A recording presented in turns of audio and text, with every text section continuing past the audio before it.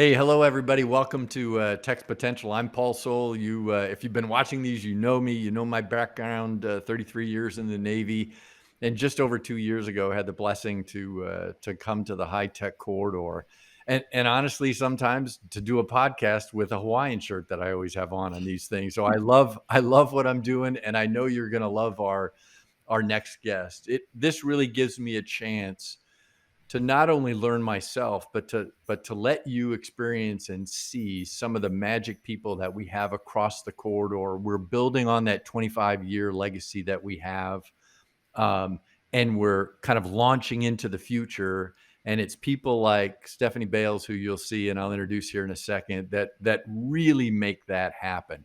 So, Stephanie, welcome. Thank you for coming on board. And I'm going to read your bio because I don't want to miss anything.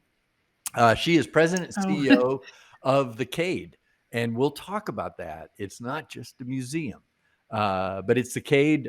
The museum piece is for creativity and invention. It's up in Gainesville. Stephanie has nearly 2 decades of experience leading teams and initiatives in domestic and international private sector startups, corporate and nonprofit environments. Some familiar names include Bell South, Special Olympics International, and the American College of Cardiology. She holds a bachelor's of arts in sociology from the University of Florida, go Gators, and before launching her business management career, worked for Children's Home Society foster care facilities and for Florida's Child Protection Team. Stephanie has since dedicated her career to implementing organizational and corporate strategies and developing the assets to meet their goals. And I have seen this from day one when we met 2 years ago about the strategic view of what you can do. And we're going to hear more about that in a second. And it is no wonder that the Cade brought her on as the executive director in 2017.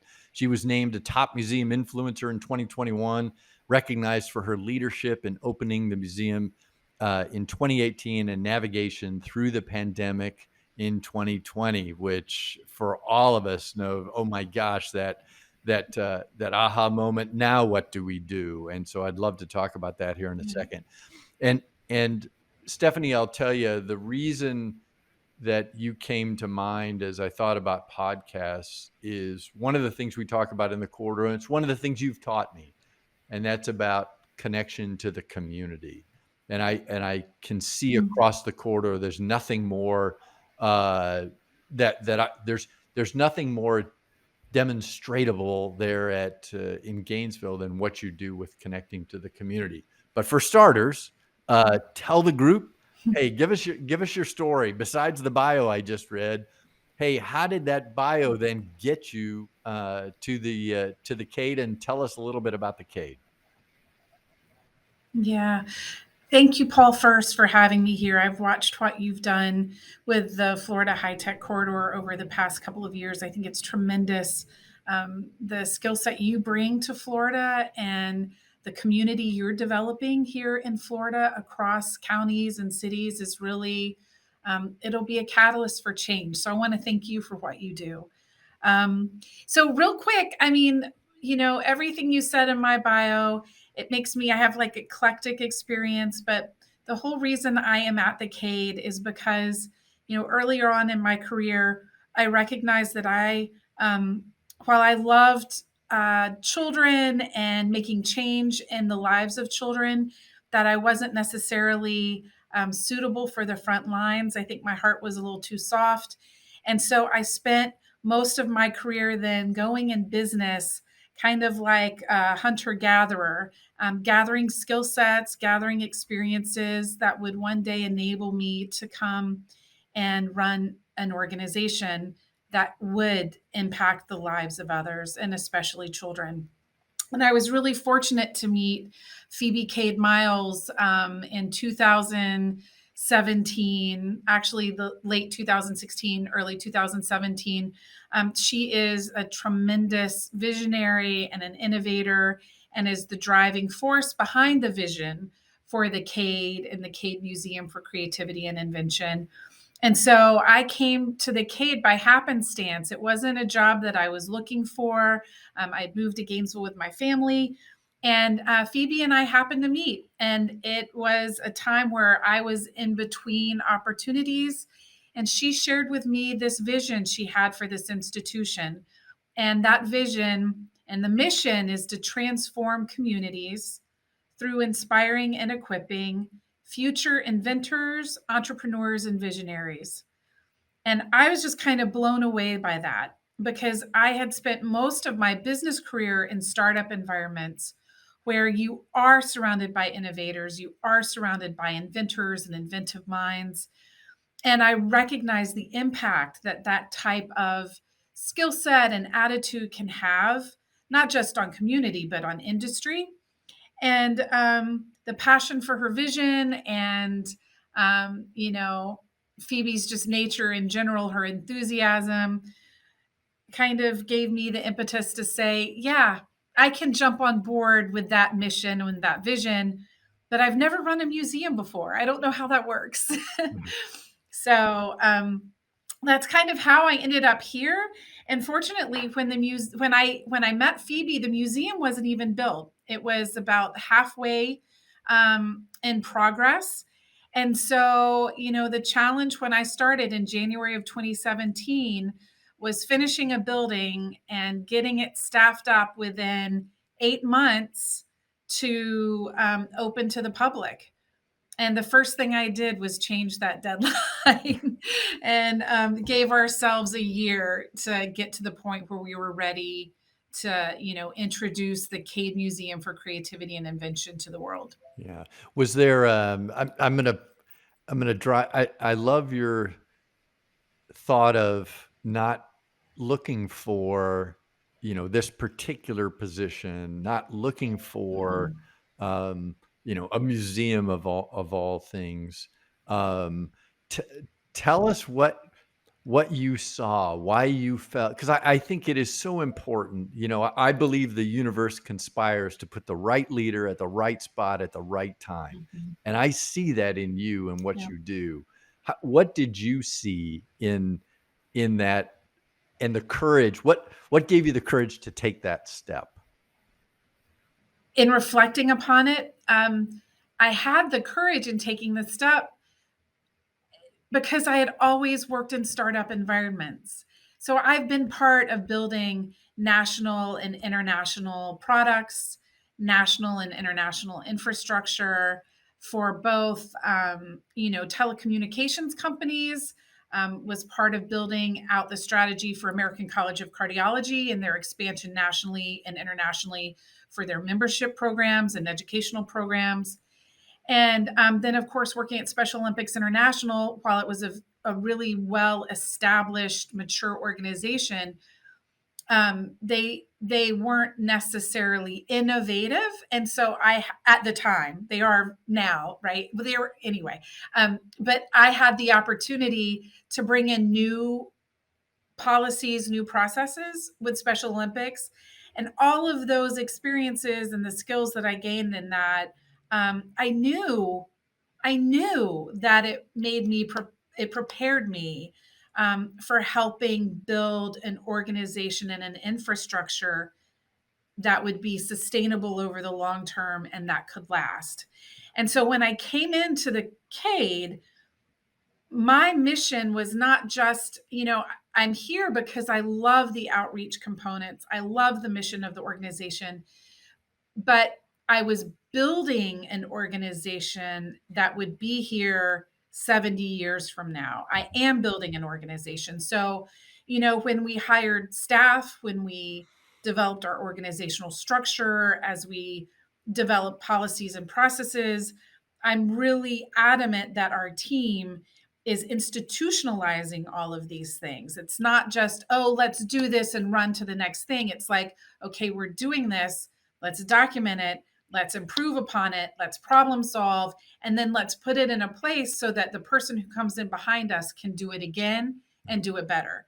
Yeah. And so that's what to me has been really exciting about building the Cade and the Cade Museum is we're setting a foundation that's solid that other people can come behind us and build upon. Yeah. So I tell my team, we've done our job when we've been able to work ourselves out of a job. Yeah, and that's such a great mantra, and it's a way to think. You're working for, you and your team really are working for the next team. You're setting that stage. You're setting that. I Yeah. often say that, and I think my team probably gets tired of me. Hey, when the next CEO of the corridor comes in, when she comes in, she's going to be able to grab the baton and go and make a Yeah. difference tenfold more. Mhm. Before a Yeah. lot of areas I want to touch as you just described. It would be remiss of me if I didn't ask you about the name of the museum and how Dr. Cade kind of got started, because it is compelling, and including Mhm. in the last couple of weeks you had Eli Manning there filming some stuff. So give the audience just a brief Mhm. history of that special piece of the name of the museum. Yeah. So it's really easy to build something that has such a rich tradition as the Cade and the Cade Museum for Creativity and Invention. So, for those of you who don't know, James Robert Cade was the lead inventor of Gatorade. And, Gatorade is an incredible global product that has really changed the world, um, not just in hydration, as most people think, but it also was instrumental in helping create a pathway to commercialization for ideas coming off of university campuses. So, you know, prior to Gatorade, there wasn't really a, a traditional pathway for ideas to make it from research labs into the public square. And that process of Gatorade transitioning through all those steps really helped identify and illuminate what that could look like. And so we use that idea of Gatorade and its product evolution and distribution and expansion to help with what we do at the Cade Museum for Creativity and Invention. Mhm. And what we do at the Cade Museum is we teach science and STEAM concepts through the lens of invention. We use that Gatorade story as a starting point, almost as a framework, to help us teach these exciting concepts to kids and parents alike about invention, the science behind invention, the importance of invention, and the history of the concepts that support the invention as we know it today. Mhm. And that invention piece has always intrigued me when I first got a chance to meet you and meet Phoebe and see the museum, because as we think about the corridor and we think about innovation and we think about these ecosystems, and in fact, here's what I don't want you to talk about, because I'll leave it as a teaser for when somebody gets to go up to the Cade and visit. It's the history of invention in this country and how it's tied to our Mhm. Constitution. And it literally, I Yeah. mean, it's easy to throw out that word. It's in our DNA as a country, but it is.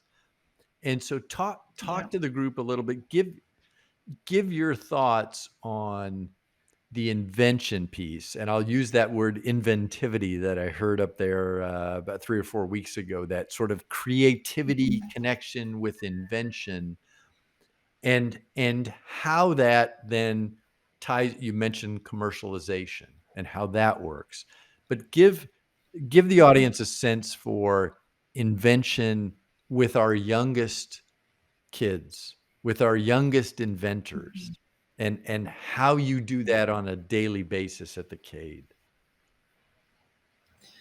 Well, first of all, Phoebe Cade Miles, Dr. Cade's youngest daughter, she grew up always being at the table when Dr. Cade had other researchers and scientists invited to the house, invited to dinner. And she felt the experience that she received by being able to participate in those conversations was life changing. She didn't really ever have a doubt that she too could be an inventor, or that she too could be a problem solver, because that's what inventors are, right? Inventors are problem solvers. And she believes, as we do at this institution, that everyone has the ability to be an inventor. Everyone has that innate ability to create and to problem solve and to make an impact on the lives of those around them. And so, we use invention almost as a proxy for teaching children that they have not only that right, but they have that innate ability inside of them, that they can aspire not only to be a sports star, that they can aspire not only to be a YouTuber, but they too can aspire to um, to imagine and then create and then invent something that could change the world. And it's important that we give our children today not only the sense of personal agency. It's important that we not only encourage those types of aspirations, um, but we also have to give them the experiences that teach them that they can be successful in that kind of environment, because our world is changing so rapidly. The technology that's in front of us is changing so rapidly, that we are educating our children, we're preparing our children for a future that I don't think that we can fully define. Mhm. And so we have to enable these kids and their families too to tap into themselves and be able to see themselves as inventors and as problem solvers and as individuals who will be able to discern and thrive in this changing world. Yeah, Does that make sense? it Is does. that too esoteric? No. And so give us a sense for the things that you're doing to reach out, not only to the Gainesville area, but then how you're reaching out, with the Cade Prize and what Mhm. we got a chance to see with the National Academy of Inventors and that connection when you and I were in Phoenix. Um, Give us that Mhm. sense of community connection and how you do that and maybe how that drifts into your vision of the future. Yeah. So, I've spent some time talking about how, at a high level, what motivates us and drives us and the importance of it. But to your point, it's where does the rubber hit the road, Mm. right? And so, this is how we do what we do. So, the vision is to spread an inventive mindset throughout the world. And how we do that is first, we tap into these incredible minds, these incredible inventors, and we're able to do that through the Cade Prize for Innovation. It's now in its 13th year, and it started out just by identifying and celebrating and rewarding cutting edge ideas coming out of the state of Florida. That's We were limited to Florida for the first 9 years of the prize, but now we've expanded the prize to include ideas and innovations coming out of Florida, Georgia, and Alabama. We partner with R1 universities. Those are the, top tier research universities throughout these states. And we also open up the prize to anyone else who wants to come in and participate. But what the Cade Prize for Innovation does is it gives us access to these ideas that are almost so novel and so new that you might never have heard of it before. And a couple of examples are, using DNA for storage. Mm. Another example is using nanotechnology for space mining. We have all sorts of a variety of ideas come into the Cade Prize. So then we take those inventors that we meet and the inventions that they have and those ideas, and then we take them and we kind of archive them, if you will, in this incredible podcast that we have called Radio Cade. Mhm. And Radio Cade has almost 160, 170 episodes, and it spotlights the inventors and their ideas, their personal stories, their motivations, what makes them tick, and what has pushed them to bring their inventions to market. And by using those stories, the next step is like, how do we take all of these great ideas and how do we put them in front of our community, in front of our kids? Mhm. Well, that's where our educators come in. Mhm. And our educators take these ideas, they translate them into curriculum, that we can use for field trips, that we can use in our museum experiences. They translate them into exhibits that we develop for our museum. Mhm. And then we also use all of this to inspire, if you will, the next generation. So then we take all of this education, we bring it into the Cade Museum itself. And this is where the public, the general public, gets an opportunity to meet inventors. Often every used to before COVID, we had an inventor in the museum every Saturday. We're bringing that back, but we give children and their families the opportunity to actually meet inventors face to face. We put inventions in front of them.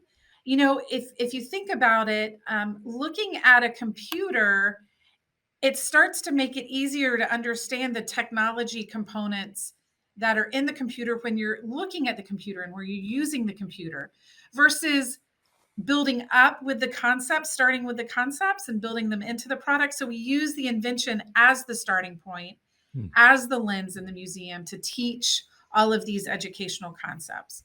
So we're doing all of these things in the museum. We've got the inventors, we've got the exhibits, we've got the education in the museum. And the final component of that is we have educators in the museum facilitating all these experiences. So when you come into the museum, Paul, or Hmm. bring your friends and family, you will not have the same experience twice. You're not going to walk into the museum and just look at an exhibit, look at an invention. You actually have the opportunity to engage with experts in these areas, ask questions, be challenged, get hands on, and actually use tools or acquire skills that fit back into that invention story. Mhm. And so that's where I think we are a little different. We bring the experiences. We bring the experiences to life, if you will, the education to life. And through that, in the museum, we're then able to take that, what works, what's best of breed in the museum, and then we take that out into the community. Yeah. And that's the part that really starts transforming communities, Yeah. because we take these ideas and these concepts and experiences out into the community, especially into those places that might not have access. Yeah. So, or have opportunity to come in and visit the museum. So, on any given day, you will find, we have museum educators, but then we have outreach educators. Mhm. And our outreach educators are experienced in going into the communities. We go into housing developments, we go into rural communities. We're now starting to translate a lot of our materials into Spanish. Mhm. We go into schools that are, you know, often either not thriving schools, not highly rated schools, or where most of the children are immigrant populations and such. So we bring these experiences out to all of the others who wouldn't necessarily have access. And that to me is where our mission really comes to life. Yeah. So it's not just a simple, it's not, the Cade Museum and our vision and mission. I'm not saying any of what we do in the tech corridor is simple. Um, it's really hard going out into community, Yeah. but we create a full life cycle, if you will, Yeah. from start to finish, and with the intent of creating a culture of inventivity, Mhm. creating a culture of individuals who have an inventive mindset, who are prepared for the 21st century, who are prepared to help make an impact going forward. But I just again just am amazed at the things that are happening there, how you're different, and then how the corridor can help kind of spread that message kind of across. I think Yeah. is just really important. Go ahead. Well, I just, everything that we do is within this inventivity framework. It's an educational framework that is informed by research, Mhm. but really is the brainchild of Phoebe, our founder, Phoebe Cade Miles. and was rooted in her experience growing up, with her father, who was an incredible inventor and a prolific inventor. Mhm. And so this framework is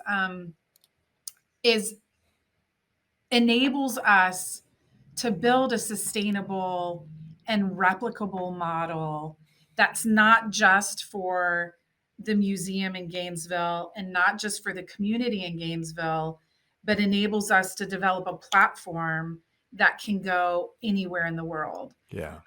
So, I talked about the high ideals, and then I talked about what we do in the museum with the programs. But, you know, going forward in the future, this framework becomes a platform that allows us to spread this inventive mindset around the world. Yeah. And I think that's the true differentiator between us and a lot of other incredible organizations out there that are focused on making or invention education or different pieces. We have a framework that ties it all together and enables us to partner with Yeah. all of these great community builders and educators and maker spaces. And this framework could help us pull it all together in one place Yeah. and share it and be really powerful throughout the state, throughout the region, Yeah. throughout the nation. Is there something you'd like to share that I maybe haven't hit on? Because there is just amazing magic that goes on at the Cade. Anything else you want to share with the audience before we call it a day? No, I mean, not really. I just, the Cade is a really special place. And again, you won't have the same experience twice. And I encourage everyone who's listened to the podcast just to come and visit us if you're in Gainesville or nearby. We're situated in the middle of Gainesville, in Depot Park, which in itself is a wonderful little area, little kind of nature trails and ponds and eating places. So you could make a day of it, certainly an afternoon, if not a full day, and we would love to see you. Yeah, thank you, Stephanie, and for those listening, thank you again for dialing up Text Potential. Go to the podcast, go to Radio Cade, look at their episodes. The Cade Prize itself is coming up. We're going to put this out just before the school season starts, and the Cade Prize is out there as well. That's an exciting piece. And so, Stephanie, thank you for being part of that magic group of innovative minds Yeah. that are going forward. Stay tuned, everybody, for our next episode. I don't know who that's going to be yet. We actually were lucky enough to get Stephanie on this one, but as I've seen in the first 7, tremendously amazing leaders, passionate folks about where Florida is going, where our nation is going, and it gives me the spiritual uplifting that in days when sometimes it can seem kind of negative, that the Mm. future is bright with folks like you, Stephanie, and your team at the Cade. Thank you for being a part of this.